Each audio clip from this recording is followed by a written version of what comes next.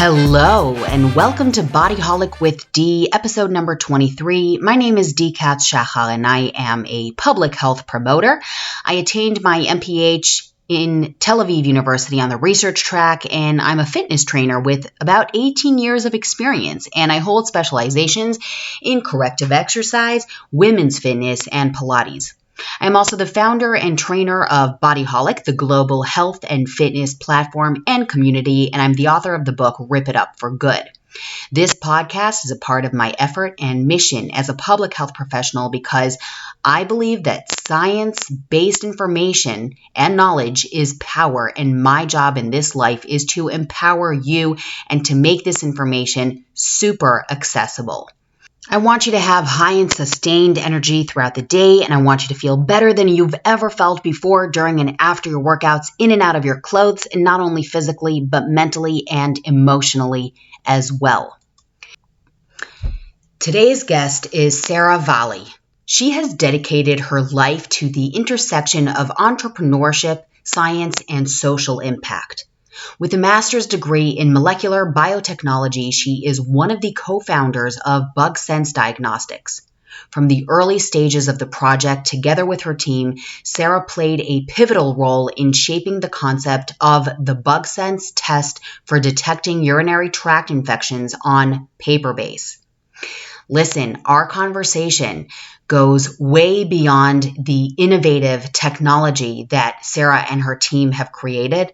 It actually goes deep into freedom and bringing down costs and getting the right treatment and talking about urinary tract infections, talking about physical harmful things that we very often, especially in different parts of the world, will shut it down, and then it ends up becoming a lot more serious and life-threatening in certain cases. So we talk about social impact. She is on a mission. So I suggest you kick back, enjoy the episode, and also, if you believe that this episode is as important as I believe it is, please share it with your peers, especially your female friends and family, and we can all truly, truly benefit from what Sarah has to say. Enjoy.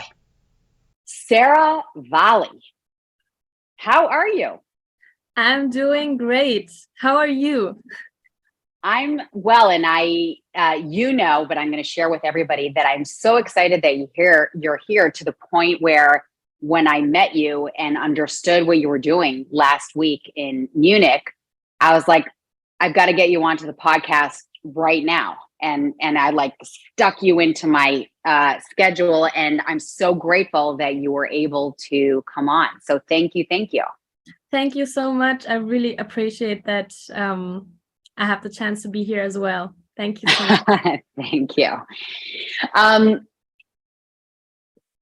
kind of gonna have you start with a little bit of an intro. Let's talk about the creation of the UTI detection kit, and maybe give everybody a little bit of a background of what you are doing and creating, and how I personally think you are changing the world for the better. So we at BugSense are developing a paper-based test which can detect infections and antibiotic resistance in one single step.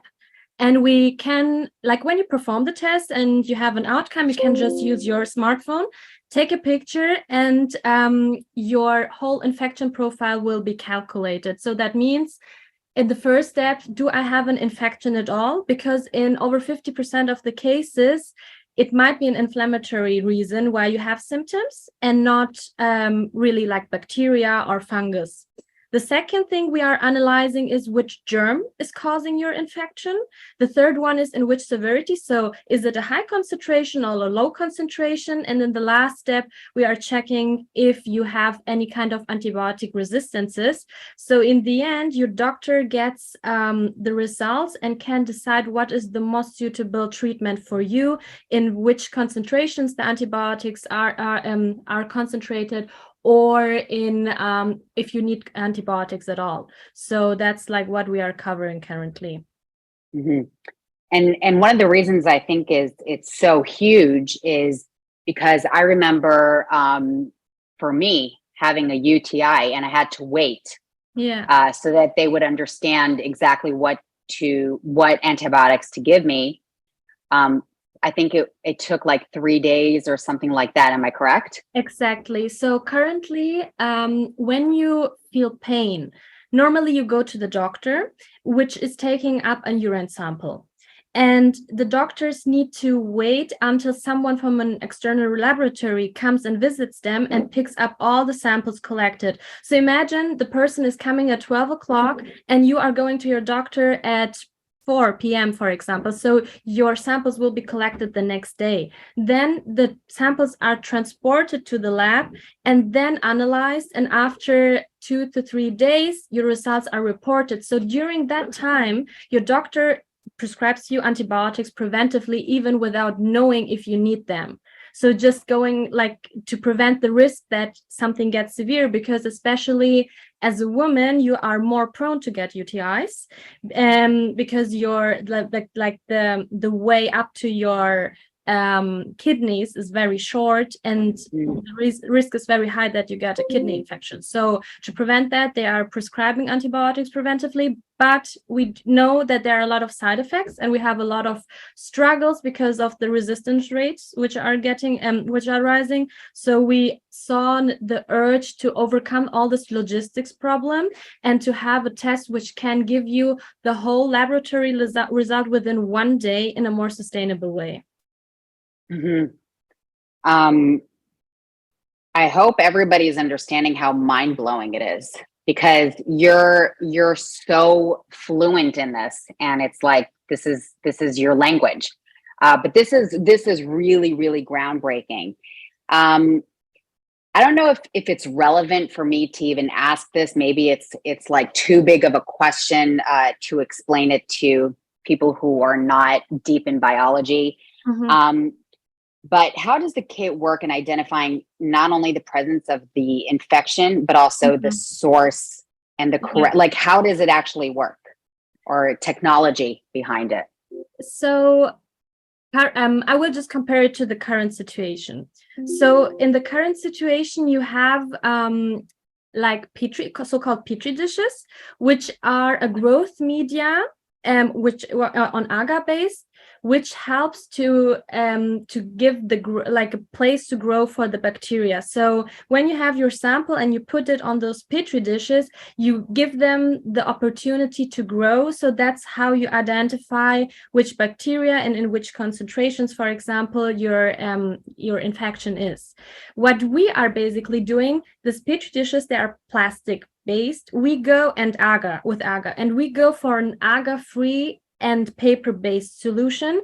We already know from COVID test or from the current self-test, they are all on paper-based, and it's like a material which is there. It is more sustainable, and it gives the bacteria also opportunity to grow. And what we are doing, we have a different kind of paper stacks on each other, and we have different kind of chemicals which we are applying on our paper. And this gives the bacteria the opportunity to grow. And we are discriminating the different kind of bacteria because there are 5 to 6, which are the most common one causing urinary tract infections. We are determining and discriminating between them in terms of the color code. So each bacteria is coding for one specific color. So what you as a patient in the end sees, or the doctors or the healthcare professional, whoever uses the test, they see, okay, I have a pink strip, or I have a blue strip, or I have a purple strip. And then they know, okay, this is this bacteria, and this is Escherichia coli, and this is Staphylococcus aureus. But it might be that there's a mixture of those 2 germs or 3 germs. Oh. So that's why we have the software to very discriminate on the point to tell you what you have, because that's something you cannot see by eye. And also the concentration might be a bit hard to discriminate by eye. I mean, trained healthcare professionals could do it without, but often it gives you more the safety.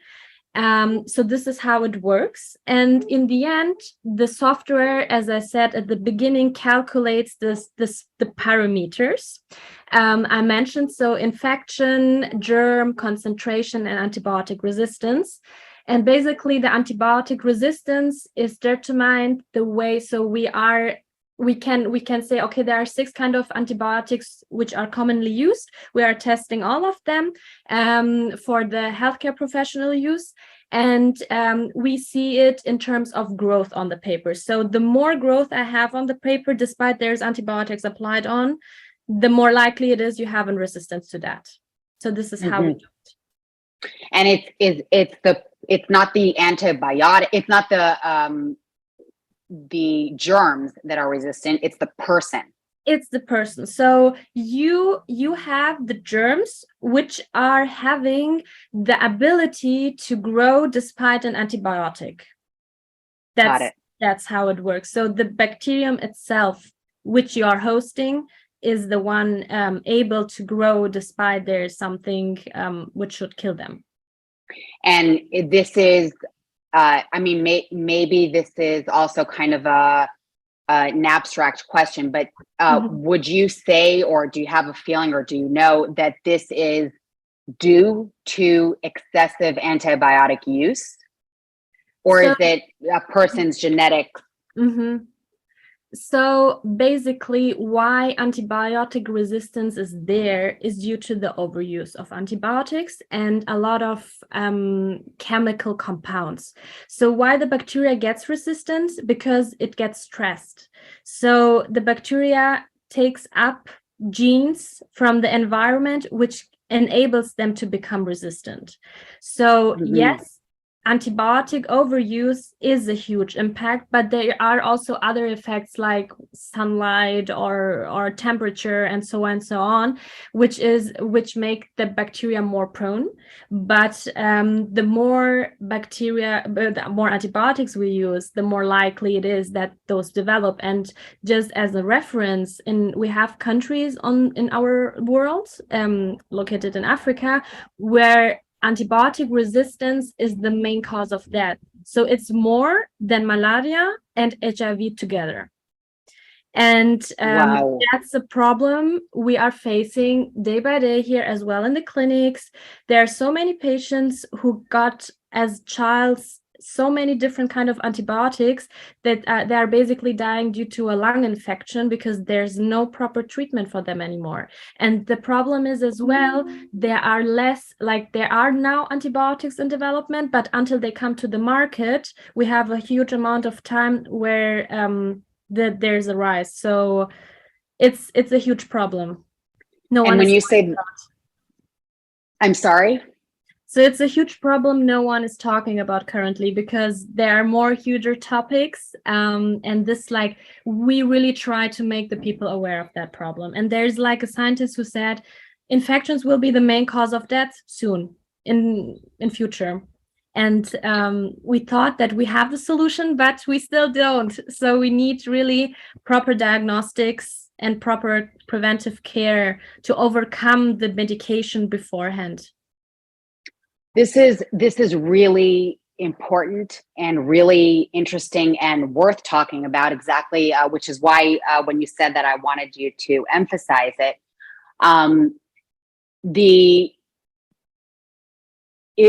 The fact that we need antibiotics for certain things, does that mean that inherently I'm going to develop a resistance to that or rather, are those germs going to develop a resistance to the antibiotics? Is that just what's going to happen?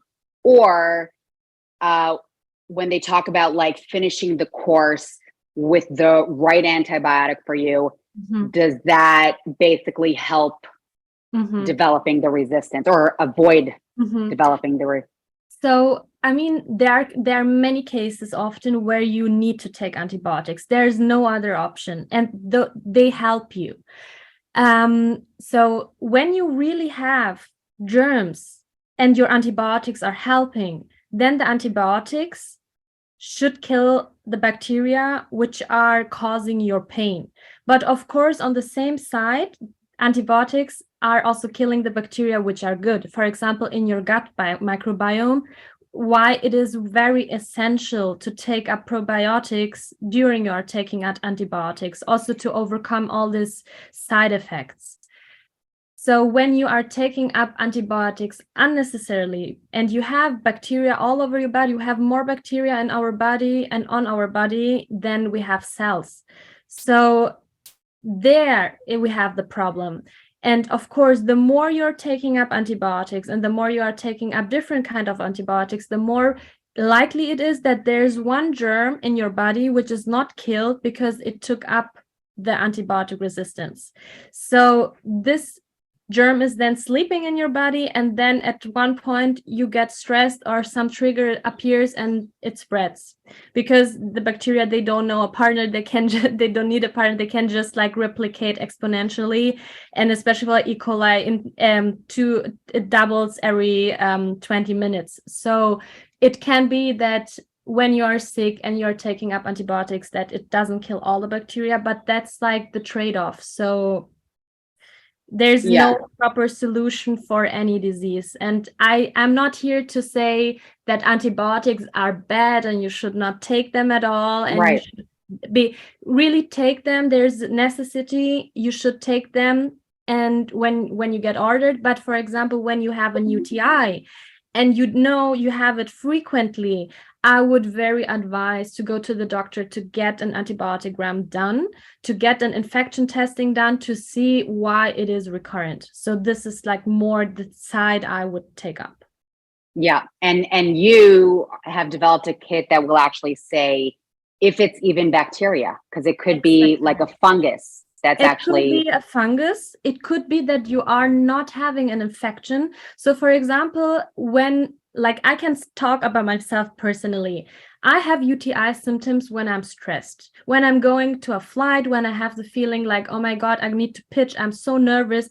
I have pain in my bladder. It is like that. But I know that I don't have an infection, and many people mistake that. So they take up medicine, and there are so many people we talk to, they have antibiotics at home and they just taking it up because it's just helping you with the symptoms. And in also elderly people, for example, they are inconsistent.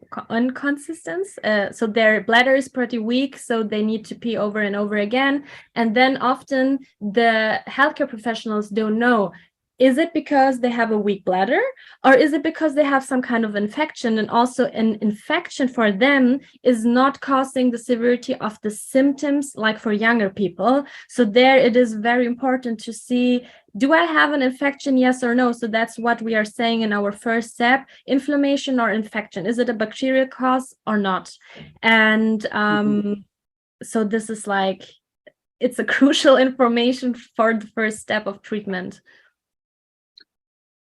When you said that people have antibiotics in their house and they'll just use it, see, that blows my mind, because I would never just grab a packet of antibiotics and consume it. And it could be that that's because I come from healthcare. Yeah, exactly.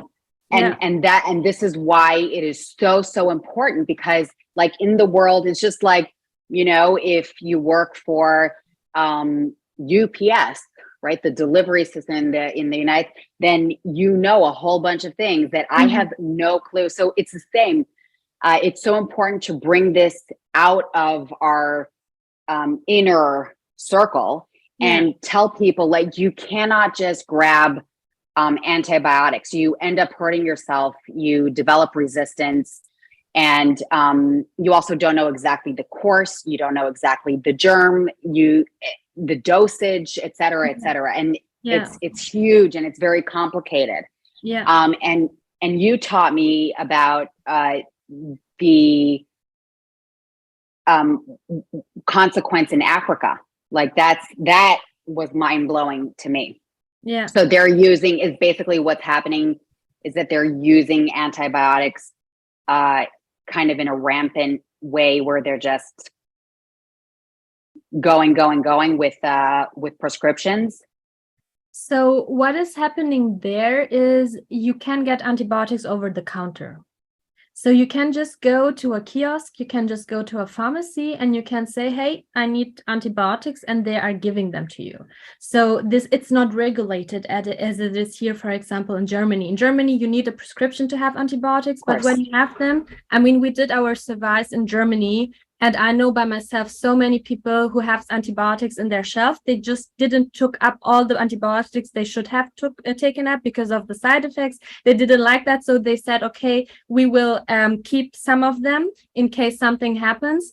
And many people, especially now in the situation we have now, they are so proud that they saved their antibiotics and didn't took them all up, because we have problems with delivery of antibiotics, especially for children now. There's a lack, we have a problem of transport here due to the whole crisis. So those people are not aware that not every bacteria is susceptible for the antibiotics they have at home. So there are different kind of antibiotics which are triggering different kind of metabolism steps in the bacteria. And each bacteria, there's gram-negative bacteria, there's gram-positive bacteria, right, and they have different kind of properties. So each antibiotics is like specific for a specific kind of bacteria. Yes, there are like broad spectrum antibiotics which have different kind of properties in one pill, but there are also specific ones. So there are germs where, for example, penicillin would not be able to work, but people don't know that. So they just think, okay, that's the wonder pill. It worked the last time, it will work now, and then they just take it up. Amazing. Wow. I want people to listen and share this episode because it's really important. I mean, it's life-threatening when you just take and it's not the right thing. I feel like you created a wonder kit for UTI detection. And I'm wondering, are there downsides or limitations to your kit? Because right now, I feel like it should be approved by the FDA and spread around the world. So I was hoping you could shed some light on a downside or a limitation, if there are any. Yeah, of course there. I mean, there's no perfect product, I would say. So we are currently limited to the times which are given by there's a regulation, and this regulation says that, for example, for testing this kind of germs or for testing antibiotics, the people should wait a specific amount of time to get a proper result. And like lab testing is taking up to 48 hours in total with the antibiotic resistance test, but the minimum amount of time which should be waited is 18 hours. So even though we could give results earlier for the antibiotic resistance testing, we would need to wait 18 hours as well. So we are limited by the regulations. So in the end, we need to prove over a lot of studies that we can give out results earlier, but this would take a long time. And we will never be as accurate as a PCR test or as a mass spectroscopy or so on. We are still a test kit. And this is something like people should be aware of. And we are still giving the results to the doctor. So as a patient, we need to design the product the way that the patient sees the results and gets the awareness of the body, but in the end the doctor should decide, because we don't want to be the ones who are responsible if our test outcome was not correct. So there should be always this awareness. So we need to educate also our patients in some way. And so currently, as I said, we are focusing on UTI, but this should go broader. So I don't know what are our limitations for other products, but this is currently what we are like struggling with. And let's see. I mean, the more people we test, the more problems we know. But I'm gonna be honest. So that's true, though. That's the way it is. That's by default. Yeah. But basically, the most important thing that I understood from what you were saying that I'm going to pull out, and you'll tell me if there's something that I missed, but that the doctor should be involved. The doctor should be involved. Yeah. I mean, we are currently here in Germany, and in Germany, the system is like everyone has an insurance. Everyone is visiting the doctor, and there's no, like, you cannot get antibiotics by yourself. I mean, you can go to the black market, but that's not what we are like supporting here. So Right. you need to go to the doctor anyway, and that's why we say the healthcare professional is the closest one to the patient, but we want to enable and easy the life of a doctor. We want to ease the life of someone who is working in the clinic, and when the patient is going to visit the doctor anyway, they should get the results faster than they have been before, and they should get the proper treatment than before. And since we don't have the use of personnel anymore, the doctors can really focus on the severe cases, and our test kit is just like there in their office, and they can just check. And what we can offer, I mean, by that, when the patient comes recurrently to the doctor's office, the doctor can always see what was the infection pattern over time, because our software is tracking that. And then the doctor can see, okay, that's the perfect treatment for my patients in the future. But we actually hope that with our test kit, since we are going more in a personalized way, the more future recurrent infections are reduced, because we are treating on point. But there are patients which are unfortunately already chronic, and at least for them we want to provide a more proper treatment, but we will not be able to overcome the problem with the antibiotics for them. For the recurring. Yeah. And there are 33% of all UTI cases are chronic. That's a lot. And if it's chronic, does that mean that it's bacteria, or it could be something else?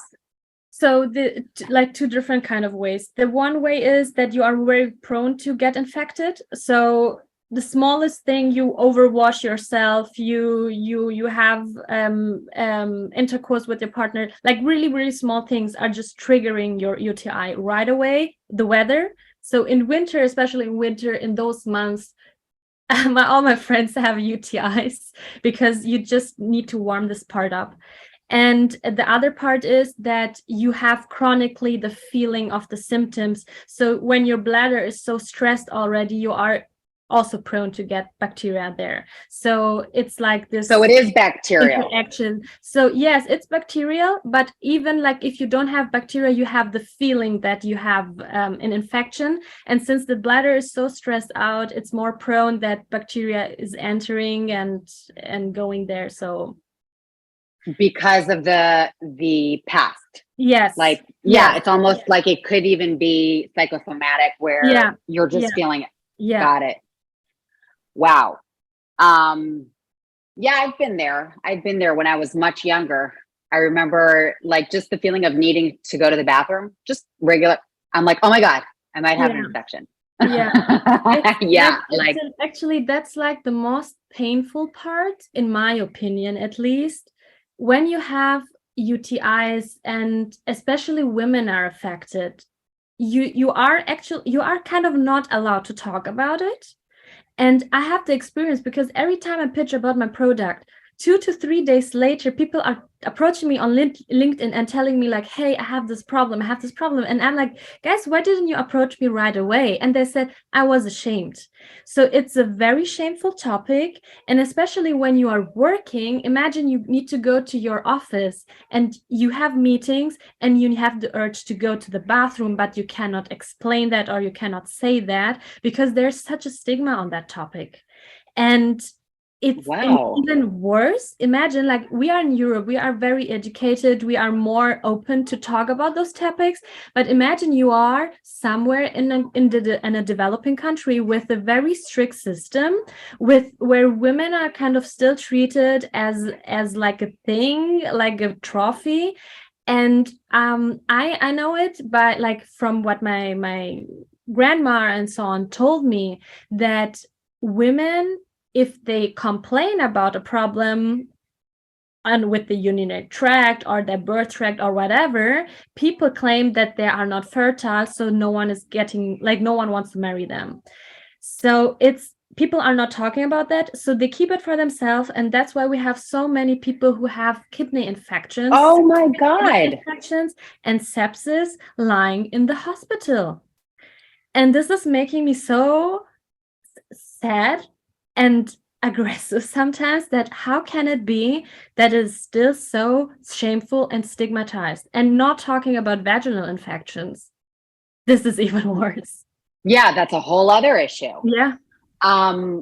Yes, this is so important. Actually, I have to say, honestly, you are informing me of things that I don't know about, that actually really upset me. Like, that made me really sad that a woman is, because I know what a UTI is, and that is to carry that around with yourself and not say that, and then it spreads and all of a sudden your back is hurting and your fever's going up. I mean, this is terrible when it could have just been nipped in the bud before. And I'm just thinking of like what these women are going through, and it's heartbreaking. Whereas, you know, I, with my personality and where I live, and, you know, I would totally be like, hold on a second, I'm just taking my antibiotics for the UTI. I'll be right there. Right. Because it's actually so normal, and it's so many women, especially women, go through this, if not once in their lifetime, twice, three times. I was in the Israeli military. I think that was like the peak of it, where all the girls around me, we were just, because you can't always go, and then you hold it in. Yeah. That's the thing. And what we also need to talk about more is, what is the cause of UTIs? Generally spoken, like, what is triggering that I get infected? And people, I think, I know so many, I mean, we are like located next to the clinics. Like, I have so many friends who are affected, and people just don't know the cause of it. They are not getting the information by their doctors, and they are not getting informed by themselves, because they are like, oh my God, if I Google my symptoms, I know that I'm gonna die tomorrow. So they are not doing it. But we really need to, you know, be aware of what is causing my UTI. Why is this happening to me, and why is not happening to the others? So this can already prevent so many things. You know, just to get this education for yourself and for your future, and also for the other environment, because you will be the one who will not be able to go to work. You will be the one who has a lot of days off due to work, and then you will be the one where the boss will say, hey, you are sick every month. What's going on? So that's very important. But yeah, we should be thankful that we are so privileged to live in countries where we are able to talk about that. But there are so many other places where you cannot talk about that, because you will lose your face. I want to say something, but it has nothing to do with UTIs, but it's something that really stuck with me. And, you know, we're off topic in terms of the lab and the science. And that's the way it is. That's why we have these conversations, because all these healthcare conversations are bigger than what, you know. And it's socioeconomic mainly. And I have to just share with you something so huge that I learned when I was doing my master's in public health in Israel. So there's a big issue with the Ethiopian community here. There's a big Ethiopian community. And in the culture, the women, and this is why you triggered my memory, don't talk about certain things. And there was a social worker and a translator. They were going from house to house, working on applications to explain healthcare and teach everybody how to work the app, because, you know, the digital world is also it's a whole new world for people of a certain age and over, and it's intimidating. And then she was sitting down and talking to an older Ethiopian woman about going to the OBGYN, the gynecologist, and women's healthcare. And the woman got very upset talking about it. Like she could tell there was like trauma. And once they dug a little bit deeper to understand why there was this reaction, they found out that she had a vaginal ultrasound to make sure that everything's okay. But she didn't know that that was coming, and it wasn't explained to her. And she felt extremely violated and traumatized. And it's like I don't want to say insensitivity, because I'm sure that the doctor didn't mean to be insensitive, right? But it's very important to understand the multicultural and the nuances and the sensitivities of others. That I mean, this is really, really huge. And I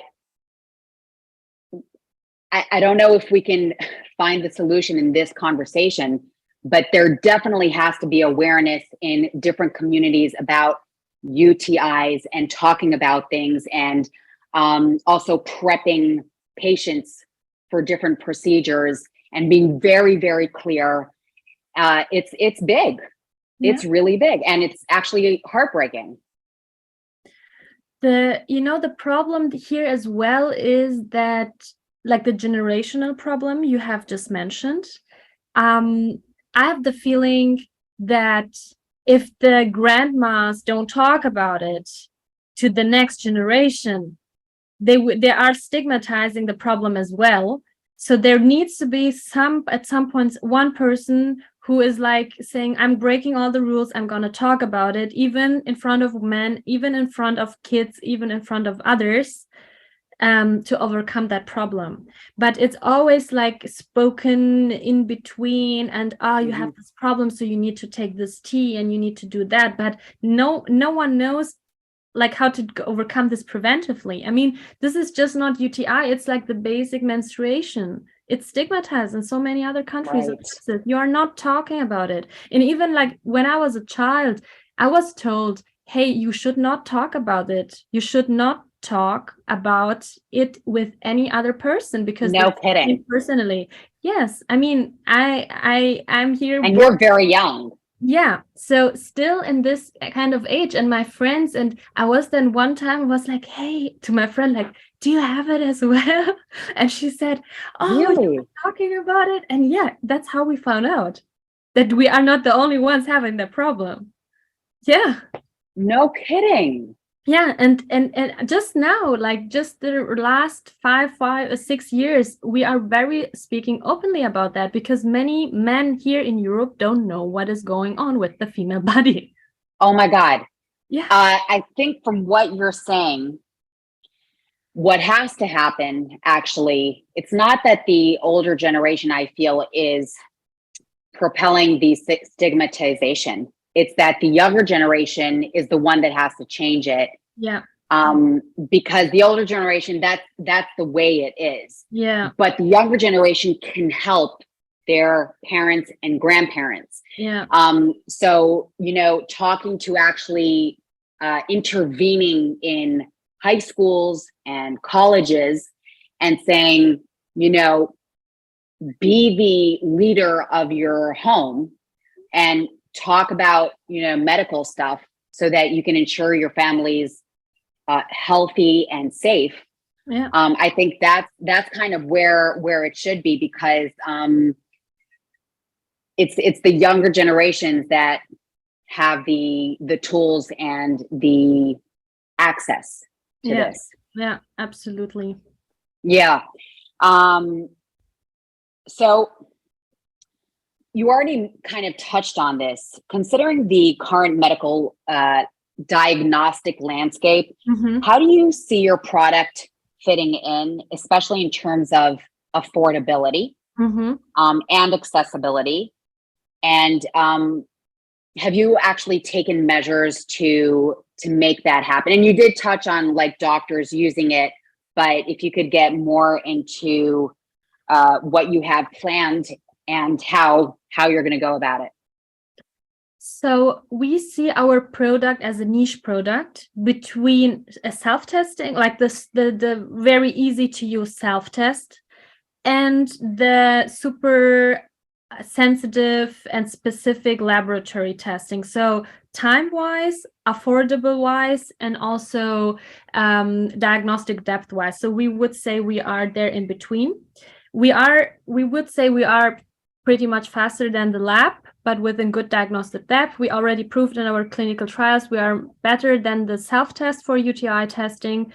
And regarding accessibility, I mean, that currently is something we are thinking about, and it depends on our production. So whoever is producing this and whoever the distributor is, can help us to distribute it everywhere.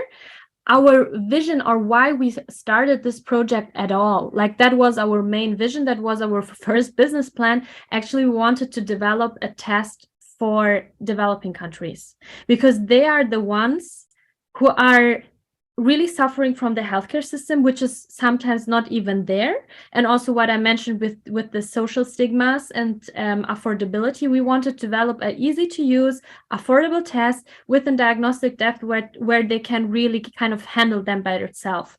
But you cannot develop a product being in Germany for developing countries, and we saw that we have a problem here as well.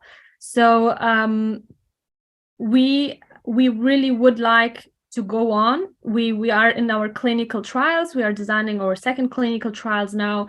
And the more doctors and the more different kind of institutions join us, the easier it is to make it accessible for everyone.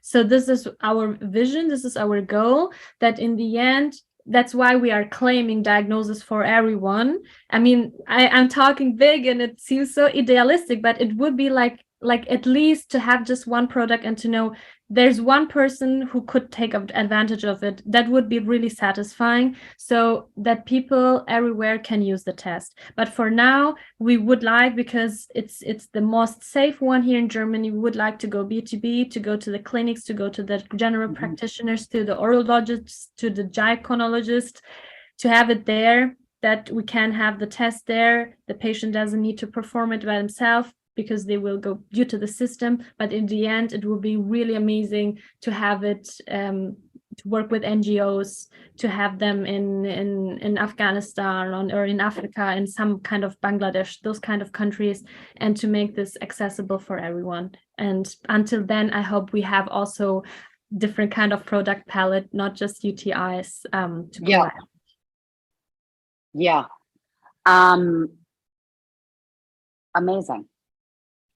Amazing. And so you're talking about evolving and expanding past the UTIs. And right now it's more of the model of a B2B. And that makes a lot of sense to me. You even mentioned to me that it's more affordable for the healthcare system to go through you. Could you elaborate a little bit about that? So you need to think about, you need personnel to perform the test. So those persons, like they are taking care over 2 to 3 days over one sample. So not 24/7, but they need to plate from one plate to the other plate to the other plate and analyze that. So you are overcoming that problem. It is not a problem, but there's more severe cases they could take care of. There's the material costs, there's the transportation costs, and some antibiotic susceptibility tests can cost up to 200 euros. And the insurances are not taking over this price. So often they say it's enough to give an infection diagnosis. And we would say, okay, around 36 euros. It will be for just the infection diagnosis. The antibiotic resistance testing costs much more. And we would say, okay, we would provide the whole packet, the whole range of information between 15 and 18 euros. So that's what we would cover to be also very profitable. Yeah. I have to just say that you should get all the grants you are applying for. Give the money. Let me just say that publicly. That's what I think. And just to wrap up, because you were like a fountain of knowledge just now. It was like, wow. But just one more little question. What are the other conditions that you're kind of thinking about or foreseeing in the future? I just discussed that yesterday with a friend. And you don't have to answer it if it's like secret. I mean, we need to make sure that people know like what we are able to do. So people often compare me with Elizabeth Holmes. And then that's why I'm pitching every time we can detect all infection. Like we are testing everything except blood. So we will never test blood because blood is very complex and it's invasive. So we would not like to do this regulatory wise. But what is currently in the pipeline is to test for vaginal infections. That would be also a huge femtech topic, because currently there are pH strips on the market which are costing over 36 euros. Basically, you can buy a pH strip by yourself for 2 euros here. And this is not really giving you an outcome if you have an infection or a fungal infection or a bacterial infection, or if you just have a dysbiosis. So your microbiome in your vagina just changed. It is kind of it shows you symptoms, but it's not a disease at the moment. And it will be just enough to give you lactobacilli. So Happy who pitched at the FitTech Summit, their product would be best for a dysbiosis.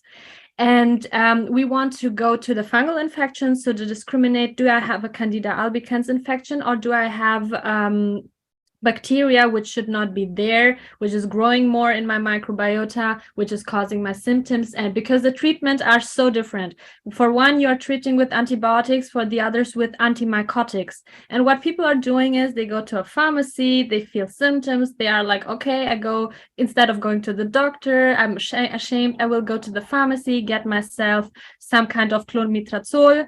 I'm getting it, using it, and then this is causing the bacterial infection because you're disrupting the microbiome. So we would like to go to that direction. Then there is, generally spoken, we are hopefully able to detect all bacteria in different cases. So if it's water, if it's sputum, for example, to have check your mouth, if it's food. So we have like the spectrum, but currently, since we have 2 medical people in our team, and this is how the idea evolved generally, we would first to go for humans. We can adapt that to the veterinary space, but we are still in development and early, and I think we really should have a focus on our development. So step by step, we would go broader and check out new fields where we can go in.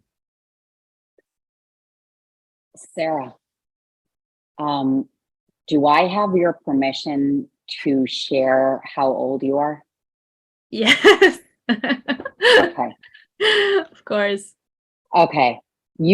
This is going to blow people's minds, okay? Because they just heard you talk. Everybody heard you speak. I happen to know how old Sarah is. And so when she talks, I'm just like, this is unbelievable. So I'm going to drop the bomb. Sarah is 26 years old. And she is, your future is so bright, I could cry. You are an exciting human being with the sky's your limit. And I cannot wait to see what's next. Stop. I'm your official stalker. Wow. Well done on everything that you're doing, and in advance on everything that's coming. You are fantastic, and you're just a woman on a mission, which I just appreciate so much. Thank you so much. Thank you for giving me like the chance to talk about that all. I told you already in the summit, you are such a rock star for real. When I saw you, I was like, I fell in love. Yeah, it was mutual. It was mutual. Yeah. Yeah. There was It a was clear hard to connection. find you at the beginning, but in the end, at least it worked out. Right. Absolutely. Sarah, thank you so much. And you and I